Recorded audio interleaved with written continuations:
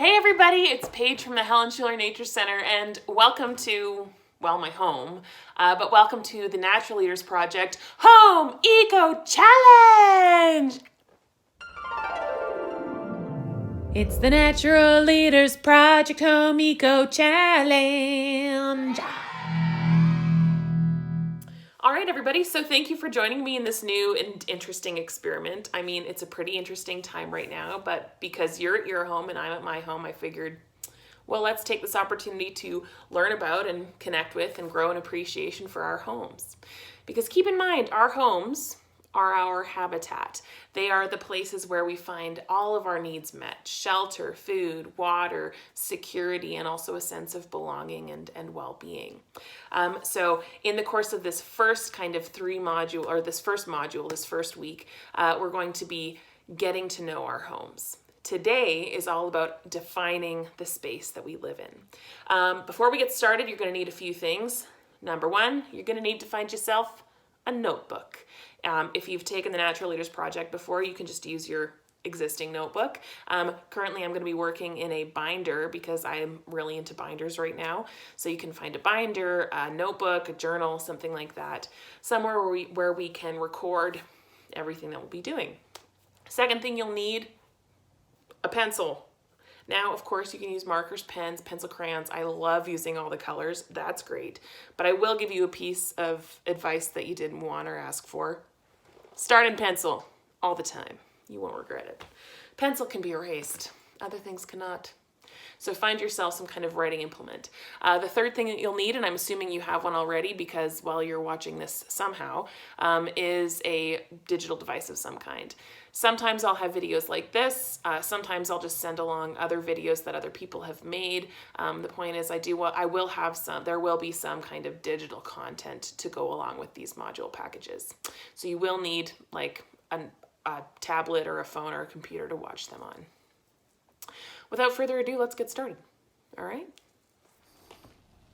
All right, so the very first thing you need to do, welcome to my porch, by the way. The very first thing we need to do when kind of connecting to our home, getting to know our home, is figuring out what exactly is included in your home. So it doesn't matter if you live in a house or an apartment or a basement suite or a condo or maybe a big old acreage, doesn't matter. The first thing we need to do is figure out what space do you consider to be a part of your home and what is just a part of the rest of the world. So do you have a porch or a patio, or, how much of your alley do you consider, if you have an alley, how much of your alley do you consider to be a part of your home?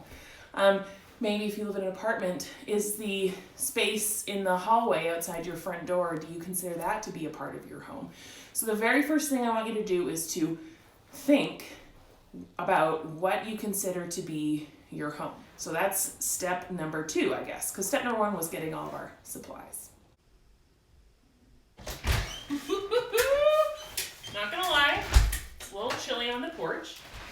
But now that you've kind of determined the space of your home, it's time to give your home a name. Seriously. I have a name for my home. My home is called Chez Rose. There's a backstory on that. I won't get into it now. But anyway, the idea was that when I first moved into my house, there were a bunch of rose bushes out front. My last name is Rosner, which means the rose gardener. So Chez Rose was born. My aunt calls her house Hearthstone. My mom lives at Snug Hill. My brother's house is called Echo Base, which is a Star Wars reference, and also not something that his family has officially approved. But the point is, give your name a home. Now, a home's name, I think the naming tradition of homes came about, surely it's older than the English tradition, but I have heard about it from, old estates and things like that in England.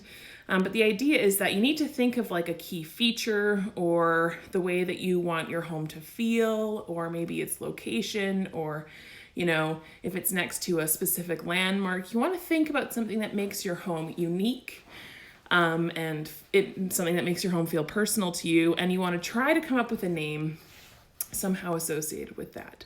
Although there aren't really naming rules, so you can call your house whatever you want.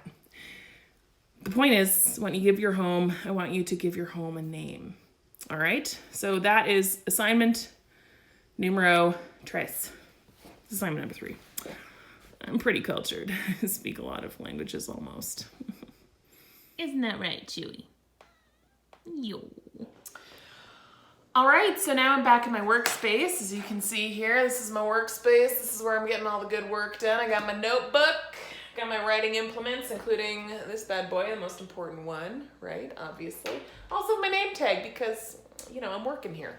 Anyway, the last thing that we're going to do today, after we've defined the space, we've named your home, or you've named your home, the last thing we're going to do is actually create a title page for our notebooks. Now, this will become an important reference point for you to see how your perception of your home has changed over time.